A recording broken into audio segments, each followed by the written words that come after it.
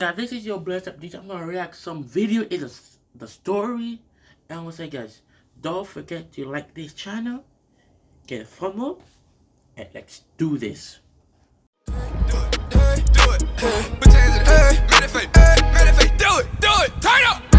Got a family to feed, got a family to feed. They depending on me, they depending on me. If you don't believe in me, I'm like fuck you, I'm like fuck you. Fuck you. Racks on me like I'm.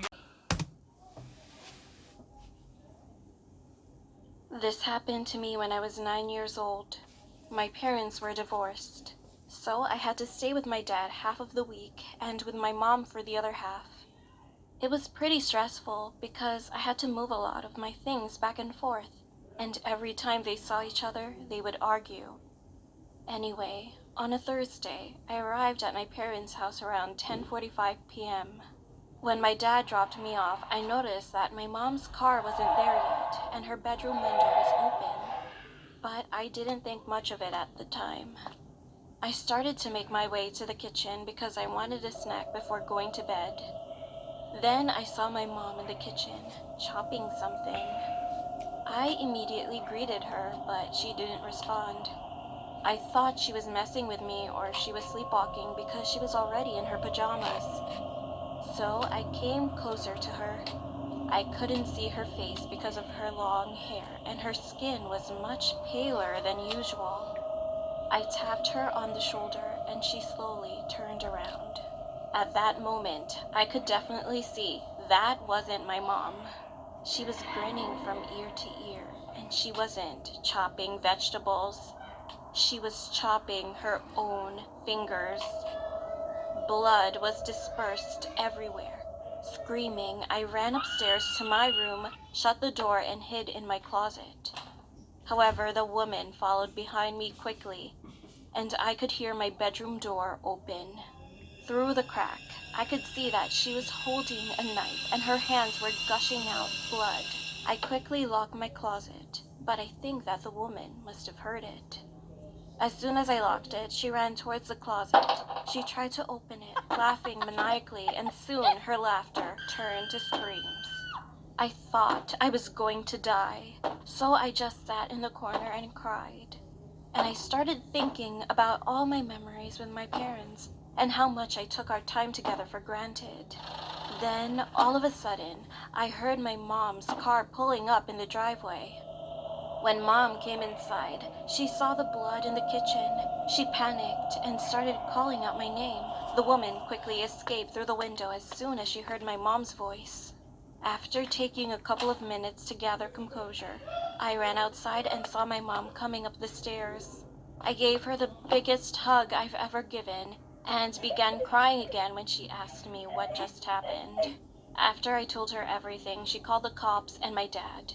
The cops arrived in less than 5 minutes and my dad came shortly after. They tried looking for the woman, and since she left blood all over the house, they managed to identify her. It turned out that she escaped from a mental facility, then found my mom's house and sneaked in. She was arrested a week later, and she was in jail for a year for breaking into our house and then put back in the mental facility. Well, I haven't heard from her since, but I do hope she got the help that she needed. So guys, now I'm gonna react another video.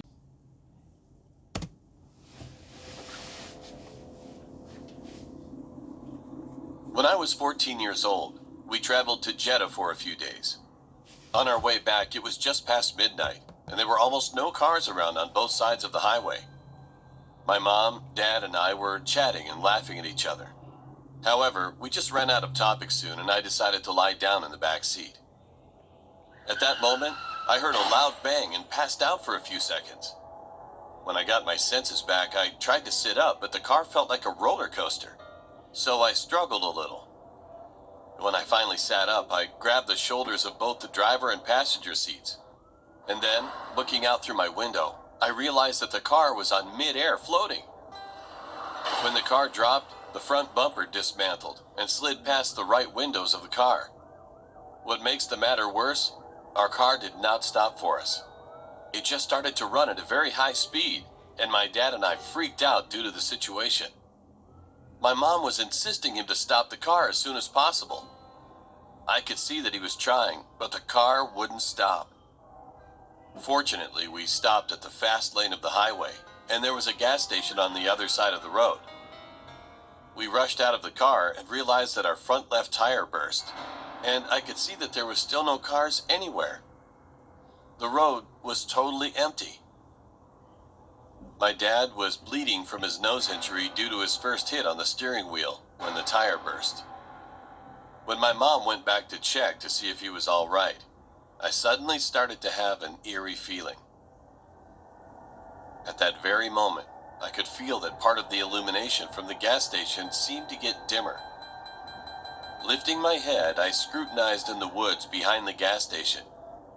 And then, two dark, gigantic figures were standing there and staring at us. I thought I was hallucinating, but those figures were literally standing there. Although I couldn't see their faces, I could surely see the silhouettes and those piercing eyes. Also, their sizes were absolutely abnormal. I stood there in fear. I couldn't even think of calling out my mom, saying, "Look over there." Then those two figures slowly walked away to the woods and disappeared. After those things walked away into the dark, the brightness of the gas station seemed to be back to normal again. And then, the cars on the road started to pass on both sides of the highway. It was like a moment of nightmare. We finally called the police, and not long after, 3 police cars arrived. At first, the cops didn't seem to believe us when we reported our situation. But anyway, we were taken to the hospital and given treatment. The next day, a detective came to speak with us, saying that this part of the highway was known as a haunted road, and a lot of bizarre accidents have occurred, literally. The local government tried to investigate what was the reason, but it has never been solved until now. Since that day, my family never went on that highway. And a few years later, that highway was shut down due to the rising number of fatalities.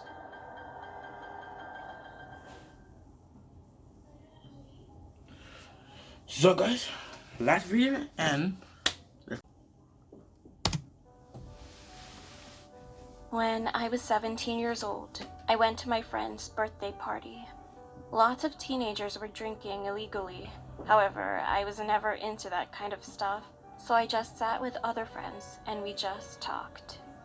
Then, one guy I had never met before joined the party and started talking to another group of people. Soon he turned to me and introduced himself as John. He was quite tall and had remarkably blue eyes. He seemed like a pretty nice guy at first, but he gradually started to act weird. He kept following me and seemed to have a strong obsession with me. One of my friends, Callum, saw my discomfort, so he said, "Quit it, man. Don't be a creep." John looked back at Callum, and the look in his eyes made my skin crawl. "Why? She's mine." What he said was kind of creepy, so I called my dad to come and get me.